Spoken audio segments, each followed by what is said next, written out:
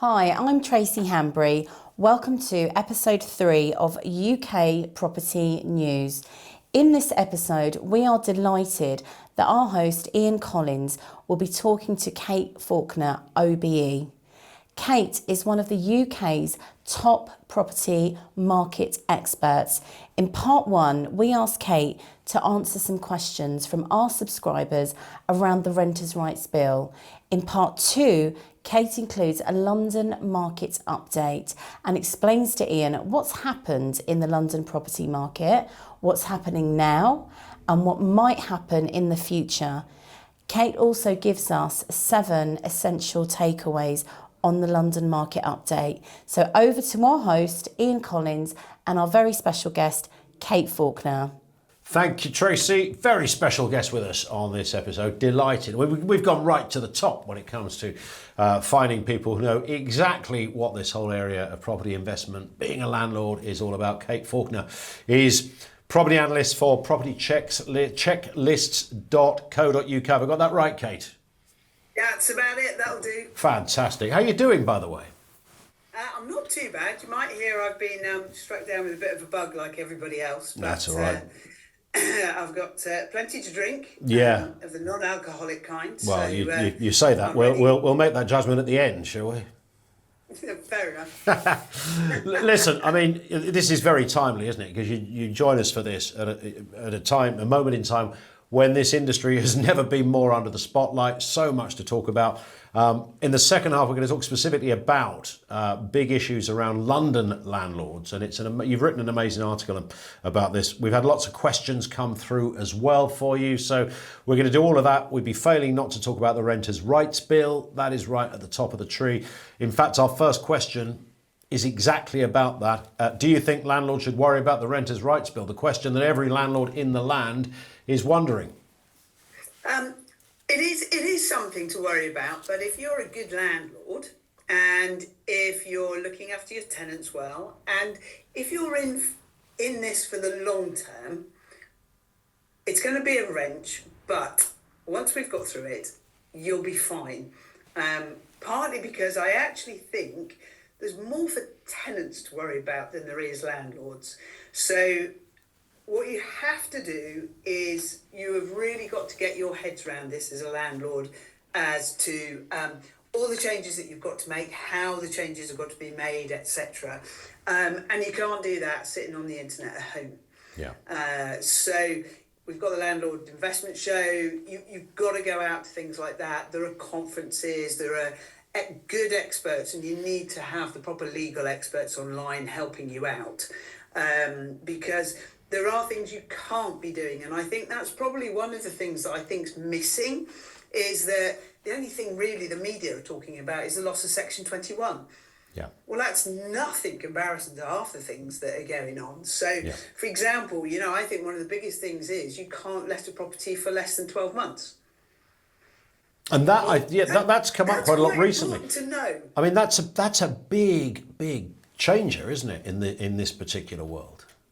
It is. And when I spoke to people and have said this to them, they're going, well, who's the government to tell me I can't let my property out for less than 12 months is one of the first responses, which is fair enough. And it's very difficult because you can say, well, if you're not going to be letting your property out for a minimum of 12 months, you shouldn't be letting it out. But there's a lot, one of my biggest frustrations with the rental market is a lot of the statistics have never been properly understood. So we don't know how many people are just doing 6-month lets because they're going away on holiday or they're working abroad. So they decide to let the property. Somebody takes that on because maybe they're coming here from working abroad. And that's fine. Yeah. So if the landlord wants 6 months and the tenant wants 6 months, that still won't be allowed. No, it just won't be. I mean, that's every shade of madness right there, isn't it? Well, it is, but that's what's deemed to be the rules, and then you can't take any rent in advance of signing the contract. So you've got to agree to sign the property over to somebody without taking any rent in advance. You can take the deposit and a holding deposit. And of course, because of the nature of the rules changing. And one thing I do agree with is it is right that a tenant should have 4 months' notice to leave a property. I think 2 months was fine donkey's years ago when lettings wasn't as big a deal as it is now. But people are living in there for an average of 4 or 5 years, some 10, 20 years. So I do agree with the extension in terms of doing that. But you can't, for example, if you've got to wait for 3 months now before you can even ask a tenant or say to a tenant you haven't been paying your rent and then have procedures against them because they're not paying the rent. So they can sign up and then live there for free for 3 months potentially. Yeah. Now, that's where people will get worried, and I completely get that. So, but if you are a landlord who's in this for a long term, you've been doing it for a long time, or you're new to it, and you want to get it right, and this is going to be what you're going to be doing for the next 10 or 20 years, do you know what? This will be a big upheaval to start off with, but in 10 years' time, you probably won't notice. And that's where I say, actually, I think there's more for tenants. I think it's going to have a worse impact on tenants than landlords. Landlords can survive anything. You look at what landlords have survived to date, the amount of time we've been working together. It's huge amounts of things, and they've survived and got on with it. But I think there's a lot more for tenants to worry about. It seems to me as well, and you kind of touched on it at the beginning, Kate, that it's almost the lack of knowledge that is the problem. So you get loads of urban myths floating around the place. You know, they're going to take your roof off if you don't do X, Y, Z, and all manner of things. So not knowing is the problem, isn't it? Being across it, bothering to go to things like the landlord investment shows, checking out the details, speaking to the right people, just being across the brief, really. Yeah, and I would say if anybody is managing their own properties, it might be a good time to, over the next year or so, to give it to, and I would stress, a qualified letting agent. Yeah. To make sure that the tenants reference correctly, all the legals with regards to agreements take the switch, your property's up to scratch. So if you're using sort of an online facility or something to let your property, I personally, and I'm quite a risk averse person, so I'm aware of that, but I would want somebody else to come round to check that property through a fresh pair of eyes. And to take some responsibility for it. And that's become more important, isn't it, now? I mean, you know, that people have tried it without a letting agent, etc. But if ever there was a time when that was a fairly imperative move, it would be now. Yeah, absolutely. And it must be an agent that's qualified. Yeah, sure. One thing that I'm really disappointed that the Renters' Rights Bill isn't doing is giving us regulation for agents. So you and I, if you've got nothing to do tomorrow, we could go and set up a letting agent ourselves. We'd have half a chance because we've got some good friends who would help us out. But there are 400 rules and regulations and 170 laws to abide by now. Yeah. And there's going to be a ton more, and a load of those are changing. So I would seriously consider and have a chat with your agent. You want to make sure they're a member of RICS or a member of ALA. There's UK ALA, there's a few others, but you want to know they're qualified. And if you are using an agent now and you're not 100% sure, specifically have a meeting with them online or in person to say, right, what are you doing to make sure that my property is going to be let legally under the Renters' Rights Bill? Sure. And if they look at you surprised, or, oh, we're not worrying about it yet, well, all the good ones I know have been worrying about it for the last 2 years, and they are ready to go, training people, getting everybody up to speed now. And those are the companies that you want to be working with.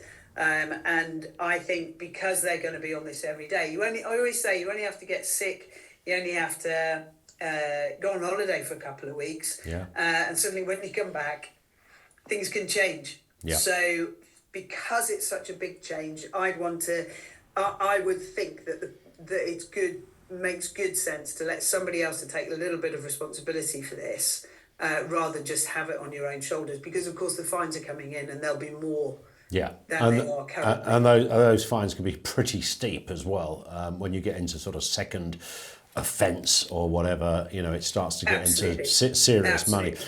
You mentioned tenants. It's interesting. So we get a lot of questions coming in to the programme on this very issue. People think, well, it's all about landlords and investors. Actually, loads of tenants are watching us and subscribing to the YouTube channel as well.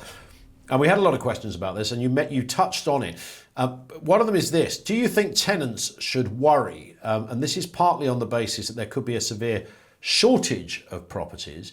Word on the street, some landlords will say, this is a bureaucracy too far, I'm getting out. Most will stay and they will adapt, as you rightly say. But there's going to be some who decide they've had enough, and that, of course, leaves a shortage of properties. Yeah, it does. So I took a look at what had happened in Scotland. And what we've seen in Scotland is a 3% loss of properties over the last since they made all of their changes. Because Scotland's a little ahead of us, or a lot ahead of us, and then Wales is a little ahead of us. And both Scotland and Wales have seen a loss of properties. Scotland, as I say, 3% loss is about 10,000 properties there. It's over 135,000 properties here. Wow. And I understand the government doesn't think that'll happen. And I understand why. And they're saying it's because, well, you've been telling us every time we do a change, loads of people are going to leave, and they haven't left, so it'll be fine. But there's two differences now. One is that, and this is just a COVID thing, and this is happening in every market. It doesn't matter who the profession is or the people. More people are retiring. Yeah.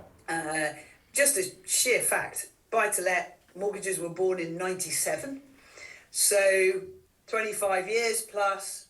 Funnily enough, they're going to start this. Yeah. They invested for their pension. Well, I was going to say that this was it's not that they're getting out. This was the plan, right? Yeah, 25 years. Once it's done, I'll sell up, move on, go to Barbados. Yeah. Absolutely that, and especially because why would you want to take on all this extra responsibility and risk when actually you want to sit back and enjoy the pension that you've created? So that's one reason. But the second reason is all of the other big changes that have happened before.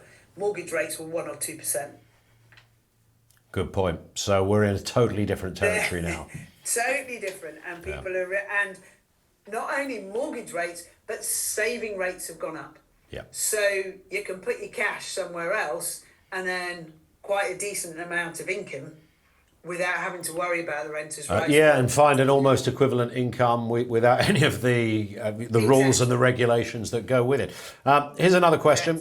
What else is happening that landlords should be aware of? I mean, you've touched on quite some substantial stuff already, Kate, but are there other areas that, if you're an existing landlord, you might be watching this thinking, I specifically want advice about getting into it. What are those areas the other areas that landlords really need to know about and be across? So I do think, and this is one actually for landlords and tenants, is this not being able to take rent in advance. And I don't quite understand the logic of it. So if you're looking for logical reasons, chuck a lot of those out the window, because this is a lot of this. When you look at it, it's trying to protect the tenant and give them more protection, which is fine. Yeah. But it's not necessarily thinking it through. So not being able to accept rent in advance, that seems quite an innocent kind of thing to start off with. And for landlords, what that means is your referencing has got to be absolutely superb. Absolutely superb. Just going on I think they'll be okay. And the worry is, this is why I think tenants have got more to worry about, taking a chance on a tenant isn't likely to happen into the future, whereas it might have been in the past. And of course, the properties that we're missing most of are the ones that are affordable, where good landlords took a chance on people. But the biggest thing is for tenants who have an erratic income, they are maybe coming back to the country, haven't lived here for a while, and they want to rent. Foreign students, for example, is another group. They won't be able to necessarily get a property. If they do, they're going to have a guarantor and the costs that go with that. But here's the stat, and I don't know how robust these are, but even if it's nowhere near this amount, that could affect 8 to 15% of tenants. That's huge. That is massive. Yeah. And if you put your sort of landlord hat on, you've got at the moment 12 people chasing every property. Well, if they need a guarantor, Yeah. I can still prove the affordability is the people that can genuinely afford it and don't need a guarantor. True. So it's, and what my biggest worry is that tenants who typically have paid rent in advance, and they could be pretty well off people, they're not going to be able to get a property and they don't know about it. And that's huge. And for landlords and agents, it puts them in a very awkward position because they're the ones that are going to have to tell them, unless we get this information out into that press that little bit earlier. There's one other thing which is immediate, by the way. So we're all talking about the Renters' Rights Bill as if it is the only thing on the agenda that landlords need to know about. But there's also this little thing that's slipped in called material information. Now, if there's any landlords thinking of selling, or if there's any landlords that are looking to let a property, by law now, you have to provide material information about a property. And if you go on to, we wonder what that is, you go on to Rightmove or Zoopla, you will see there's a whole list of information that you have to fill out. So if you're selling a property and it's a flat, for example, you've got to say how many years are left on the lease. You've got to say what the service charge is, what the ground rent charge is. And if you're, as well as if you're letting a property, because it applies to both, you've got to say what the parking arrangements are. Is the parking? You've got to say if it's flooded in the past 5 years. So you've got to, whether you're letting yourself or if you're letting via an agent, the agent should certainly know about the information. Some of them are very good at providing up front, but I have to say the tech that they pay for is way behind providing this, helping them provide this information. But it's your responsibility as a landlord and as a seller to provide the information that's required. It's good news because it gives people more information up front, so it wastes a lot less time, and it hopefully means that whether you're going to come to sell or let a property, you won't get too many people making offers and then realising it wasn't the right thing for them in the first place because this comes up later on in the line, so later on down the line. But material information is a here and now, and that's quite a lot of bit of extra over and above Renters' Rights Bill, which is coming in at some point, maybe this year. Just a final question in this section, Kate, because we're going to move on to something really interesting in the second half. Lots of questions on getting your finances in order. What do you think landlords aren't doing this year that they should be doing? And being across your finances is, anyone can make a mistake, but, right now is not the time to be making mistakes. You've really got to be across your own financial brief. Yeah, I mean, that's it. I don't need to say anything. You nailed that. But to maybe add some other things. What does that actually mean? And I guess I know it better. I've always talked about it, but I've done all of this myself recently. And I have to say, it's kind of big weight off my shoulders. And one of the reasons why landlords invest in property is they don't trust the financial sector. But the problem is that you are investing, whether it's bricks and mortar, it's still a financial investment. So what's really important is to make sure you've got a good independent financial advisor who is regulated, that can look at all of your finances, particularly if you're employed and you've got a pension and you might have 3 or 4 pensions because we shift jobs more, plus you've got your properties, especially if you've got kids. It's really important to have your house in order. So whatever age you are, when you go investing in property and whether you're employed or not, always have your will ready. If you haven't checked your will for the last 2, 3, 4, 5 years, it's probably out of date. And I find it kind of astonishing, but the will guys won't prompt you.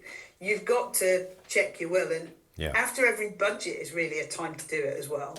Together with that, it's really important to have what I call an LPA, which is lasting power of attorney. So say, for example, I've got a property that I'm renting now, and I've got my own home. I've got my dogs, so we've got Charlie fast asleep in a basket behind me, my little Jack Russell.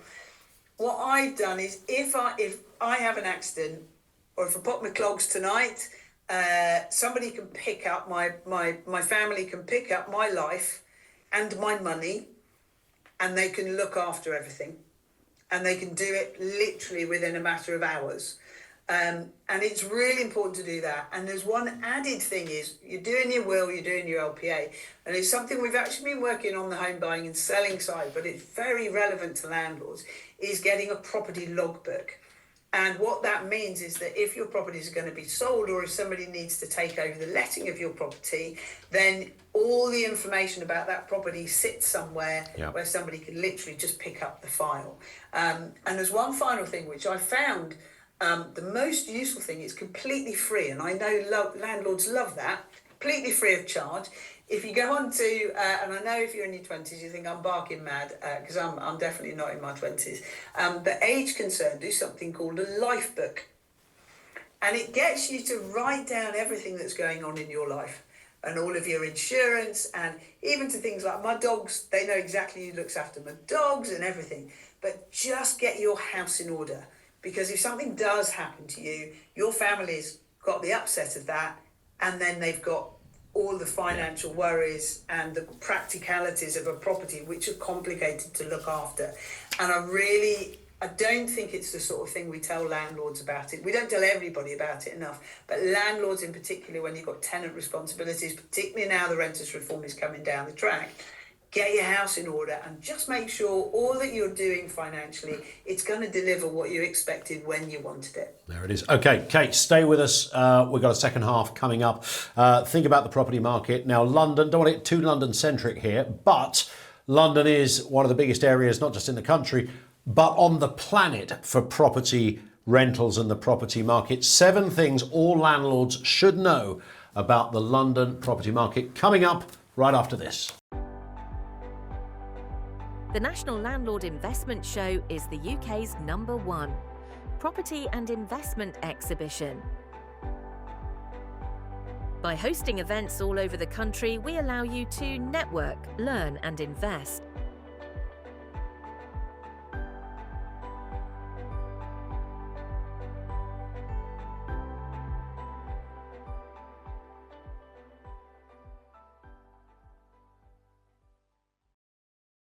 And welcome back to the programme. Kate Faulkner is our guest. Interesting one, this guy. I know you wrote an article on this, but I think this is fascinating. Wherever you live in the country, wherever you live in the world, frankly, we know that London is, really the biggest property market, certainly in the UK, possibly on the globe. I mean, it's absolutely mad. It's absolutely huge.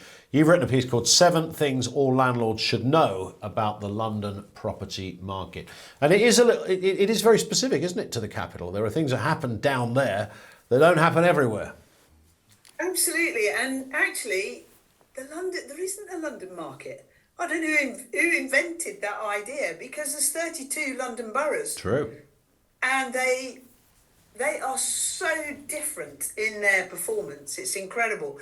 One of the things that's different about London, even when you look at a borough level versus the rest of the country, is that there is also a big divide between the social housing that is now private housing, and all the kind of Georgian properties and the Victorian properties that has typically always, since the Second World War, been in kind of private hands.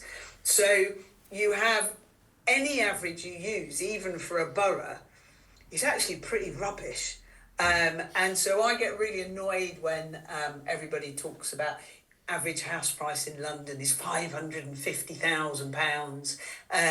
How could a first-time buyer afford to get on the ladder? And I'm like, well, because they don't buy an average house. And actually, when you look at the 32 London boroughs, Barking and Dagenham is about the cheapest. And the average there is about 300, about 350. And then Kensington and Chelsea, you're talking over £1 million. Yeah. So that's where you're at. For the same kind of house or flat. So. Exactly. Yeah. And as a result of that, even when you go to Barking and Dagenham, that £340,000, £50,000, well, they've got quite expensive properties and much cheaper properties there as well. True. So it's a nonsense headline, isn't it? When you see it always pops up. You know, the Daily Mail love one of those, don't they? It says like average house price in London. I mean, it doesn't make any sense. It's like saying, you know, the average house price between Aberdeen and Plymouth. There's no connection. Yeah, now you're getting me really excited, because if we start talking about Aberdeen, what nobody knows is that market has been absolutely dire since 2014. Wow. And I say that it was one of the most successful markets up until then. So I don't know, well, you remember, I'm sure you're reporting on it, the credit crunch, when prices dropped pretty much everywhere, at least by 20%, and we halved the amount of properties we bought and sold. Rents came down, anything from 5 to 20% across the country as well. Well, Aberdeen never suffered then, because oil was still doing fine. But since 2014, there's been a prolonged recession locally with their economy. So when you get people out there going, oh, rents never fall because of greedy landlords, well, they have absolutely plummeted. Go and have a look at what's been happening in Aberdeen, and from a price and a rental perspective, because that's been on the slide for nearly 10 years now. And it shows that actually what drives prices and rents is that local economy. So you come to London and you realise there's at least 32 boroughs of 32 completely different economies that are being impacted, which is why the averages are utterly pointless, and you shouldn't listen to them.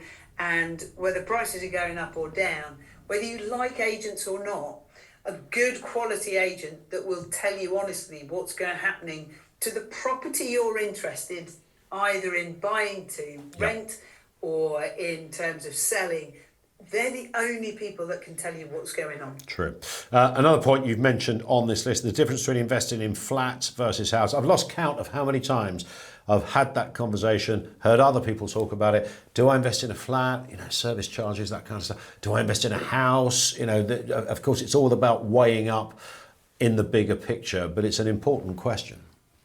Yeah, it is, and particularly in London, because again, versus everywhere else, I think you're looking at about 50% of the stock in London are flats. Yep. So they're pretty difficult to avoid. But you look over time, and it isn't just London, but it's hit London harder, because what we've seen is the price inflation on flats is a lot lower than it has been on houses. Now, that's typical across the country. But of course it impacts London more. However, if you're a landlord, that's actually quite potentially good news, because it means that you can buy at a lower price, but you can typically rent at a similar amounts and get a much better yield. However, you then also, and it's complicated, but this is where things like I think the Landlord Investment Show are kind of essential to learn about this sort of thing. There's so much going on about flats at this moment in time. So you look at London, there's some pretty poor quality properties around, and a lot of them are flats. So you've got to look, is it actually a new build flat? And is that worth looking at, particularly because the new builds over the last few years won't be affected by the building safety problems, which other properties are. So you've got to check for that first. Certainly if you're looking at buying into the flats. The second thing is, we've got the Leasehold and Freehold Reform Act coming in, which is really just like the Renters' Rights Bill, it's really balancing the power between the freeholder and the leaseholder, and giving more power to leaseholders.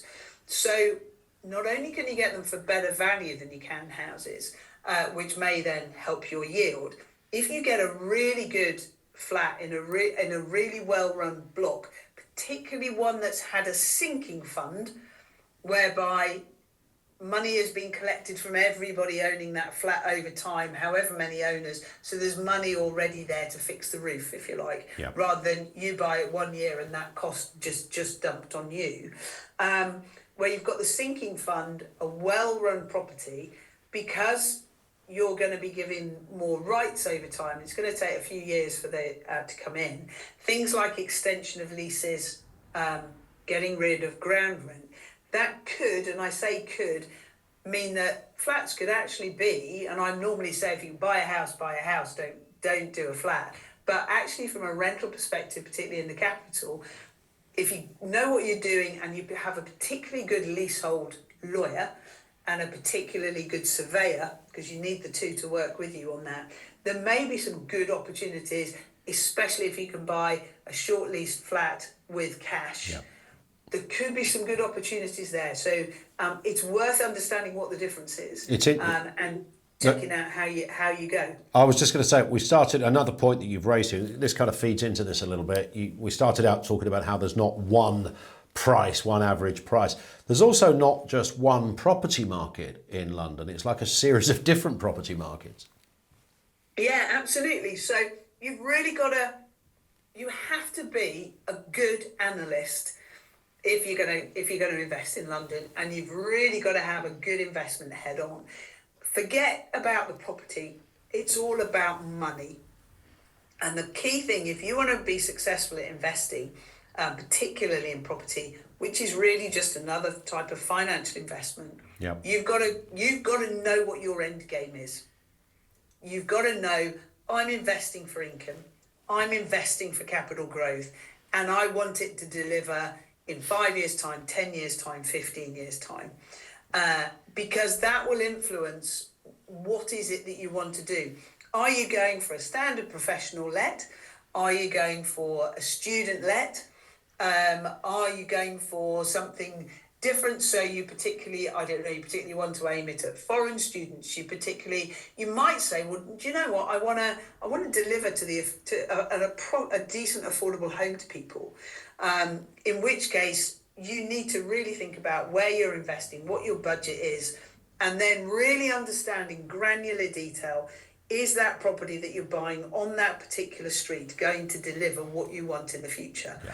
So if you've got 200 grand in your bank account, where's the best bang for your buck in the 5, 10, 15 years where you want that delivery? That's what you're going to have to do.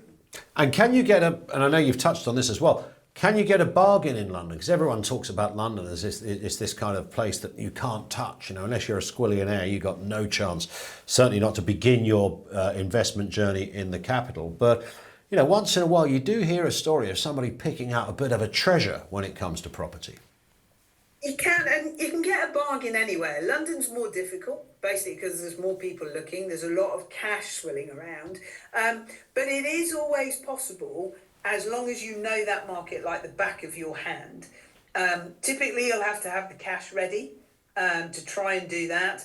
But the interesting thing is, again, and we sort of touched on it with the flat market, actually now's not a bad time to go and have a look at London, because what we've found is that versus other areas, you've got a bit of a cap on how much property prices can go up by. So the flat market, if you'll excuse the corny phrase, has been quite flat.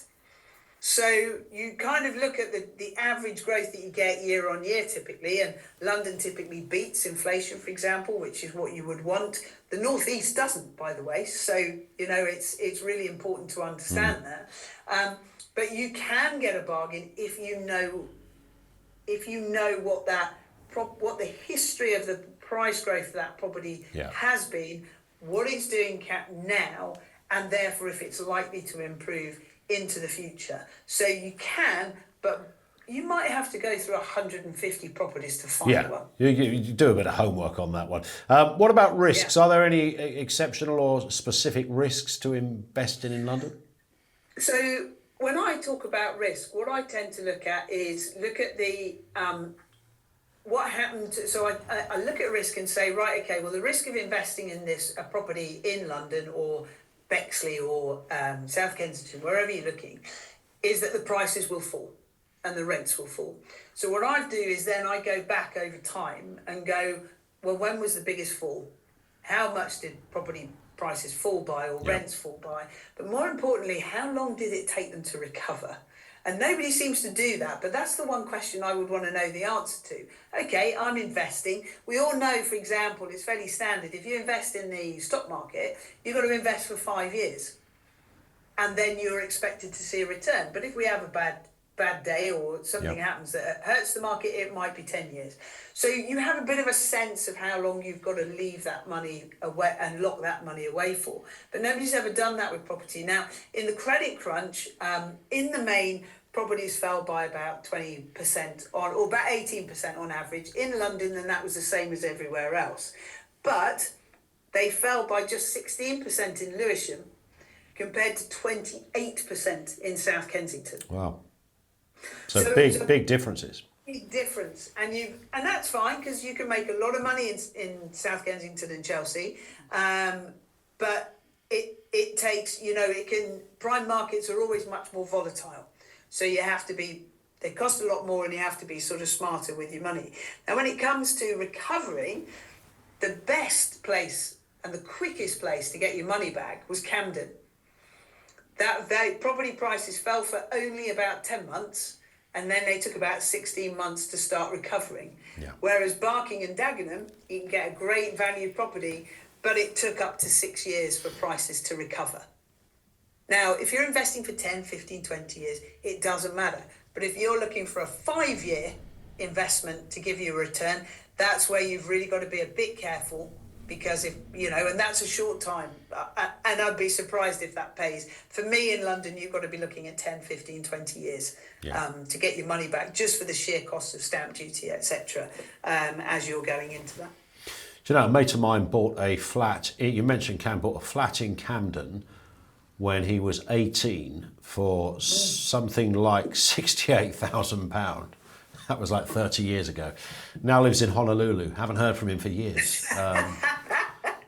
He's. I hope you go there on holiday. No, seriously, he didn't even do it. He didn't buy it to invest either. He just bought it. He thought, I'll live here for a bit, and then things happened, and he kept hold of it. So happy days all round.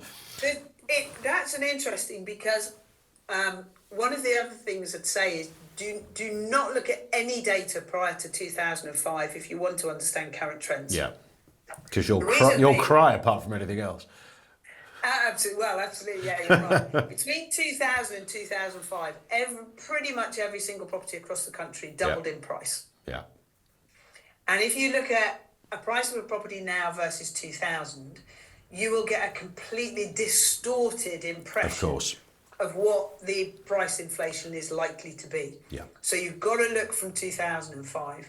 And that seems to be a more balanced. You've had a peak, prices have gone up, then they've gone down. But anybody that gives you data to say, this property is going to deliver all of this because this is what it's done. If it gives data from before 2005, go do your own research. It ain't going to do that again. That's the point, isn't it?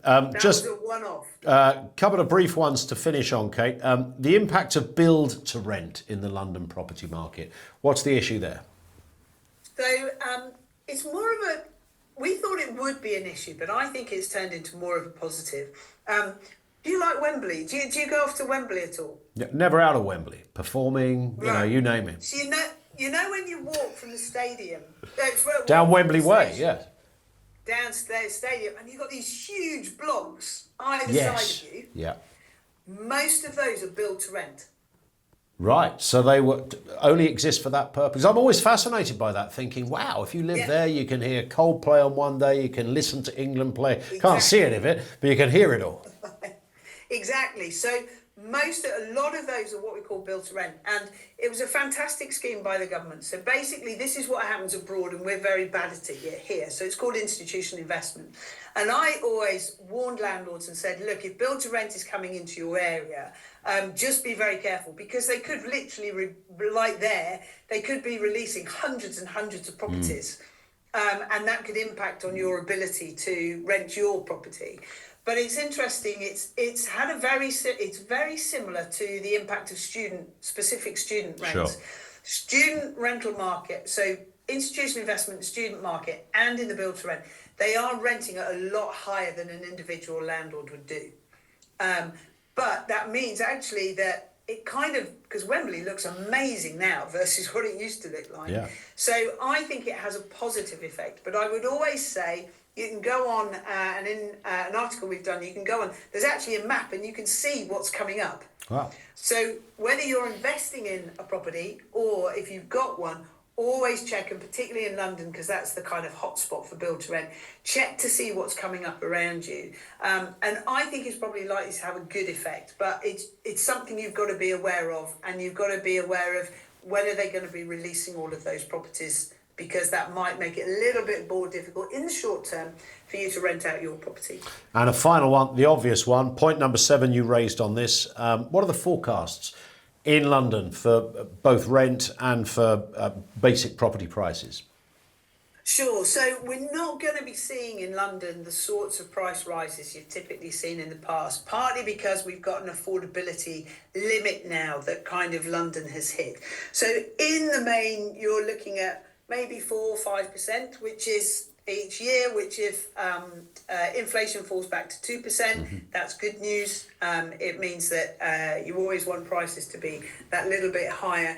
Rent's probably that little bit higher than that. So rents are interesting. Everybody's gone, oh my God, rents have gone up by all of this, like huge amounts. But of course they have, because rents are tied into wages. They're not actually tied into inflation.